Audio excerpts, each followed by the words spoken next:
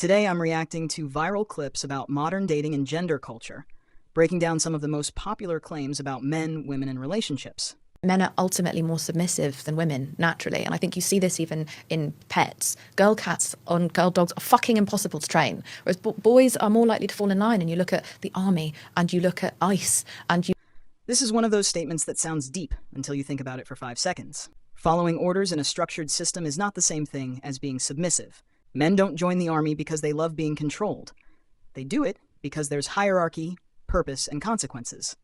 That's not submission. That's competence under structure. Those are completely different things, and she's blending them because it fits the narrative. Girl cats on girl dogs are fucking impossible to train, whereas boys are more likely to fall in line. This is where the argument gets sloppy. First of all, comparing human social dynamics to pet training already tells you we're reaching. Second, the reason male dogs are often easier to train is because they're more reward-driven and less emotionally volatile, not because they're submissive. If anything, that points to men being more task-oriented, not easier to dominate. She's confusing predictability with weakness. You look at the people who volunteer to do these really mad, dangerous jobs. It's men. Men are more likely to follow orders. This one is wild. Men take dangerous jobs because someone has to, and society rewards men for risk-taking while punishing them for hesitation. That's not submission, that's expectation. If men don't do those jobs, they're shamed, broke, or invisible. Calling that submissive is like calling gravity obedience. It's not personality, it's pressure. All the manosphere is complaining about constantly is how they cannot get these hoes to fall in line. If we were going to be able to be subjugated, if we were naturally submissive, it would have happened by now. We would have submitted. This sounds clever, but it's actually nonsense. Women were historically subjugated by law, by force, by survival realities.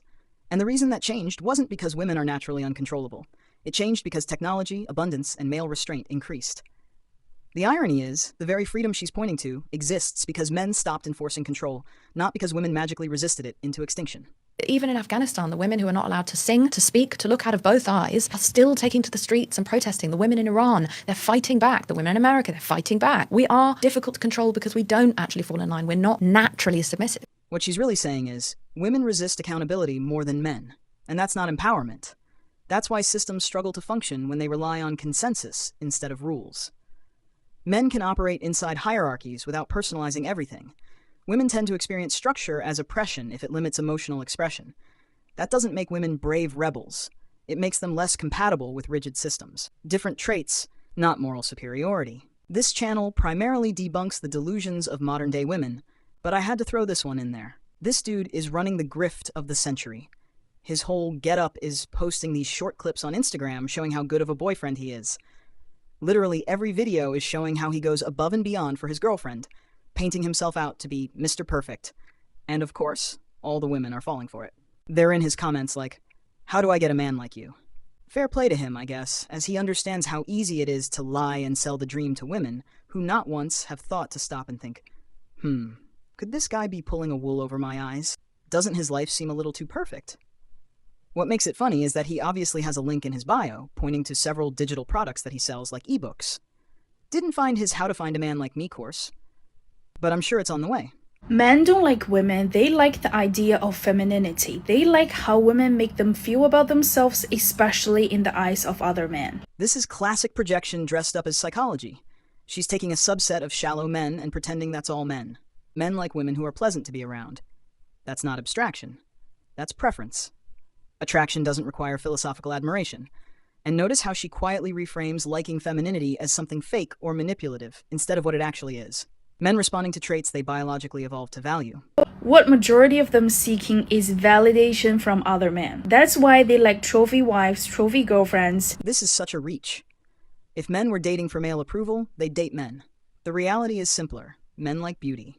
Always have, always will. Calling that validation from other men is just a way to shame male desire without addressing it.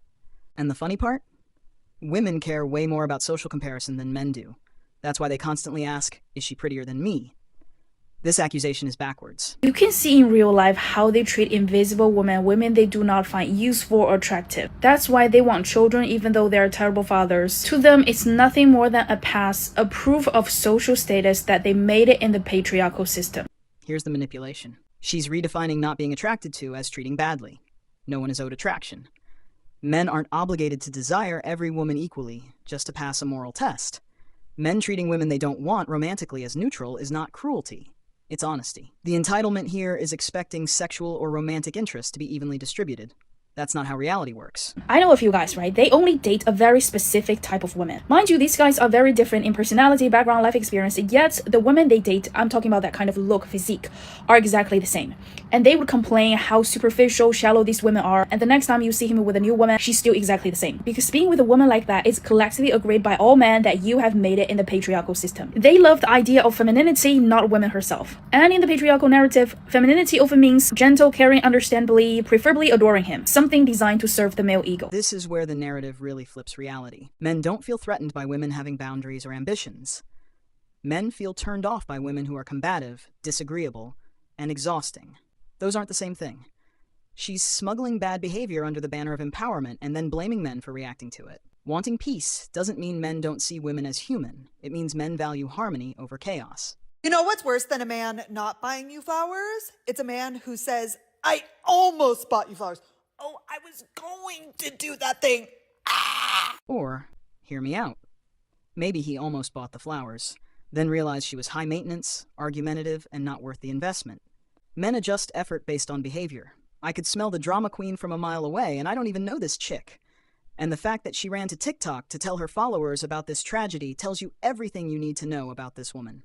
Bro probably smelt fire and got the hell out of that house. Name one thing women created. Computer software, coffee filters, beer, the birth control pill, car heaters, the chocolate chip cookie. This is where definitions get fuzzy on purpose. Individual women contributed to software, sure, but the systems, infrastructure, hardware, funding, and implementation were overwhelmingly built and scaled by men.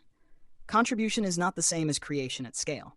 This is a classic tactic. Pile on small inventions and hope quantity replaces impact. Useful? Sure. But notice what's missing. Civilization-level systems. Power grids, transportation networks, industrial logistics, defense, infrastructure. Comfort innovations don't run societies. The technology that made the moon landing possible, edgeless makeup sponges, aquariums, electric refrigerators, high-dyne rocket fuel. That's doing a lot of work for one word, possible. One contributor doesn't equal ownership. Thousands of engineers, physicists, test pilots, machinists, mostly men, turned theory into reality. Assisting a process isn't the same as leading it. Electric refrigerators, high-dyne rocket fuel, and oh yeah, 8 billion people. This is the emotional closer, and it's the weakest argument. Women give birth. Men build the world those children survive in. Biology creates life, civilization sustains it. Confusing the two is why modern conversations go nowhere. Be grateful that women want equality and not revenge. What the fuck are you gonna do? Like, seriously. And why is it always the ugly chicks?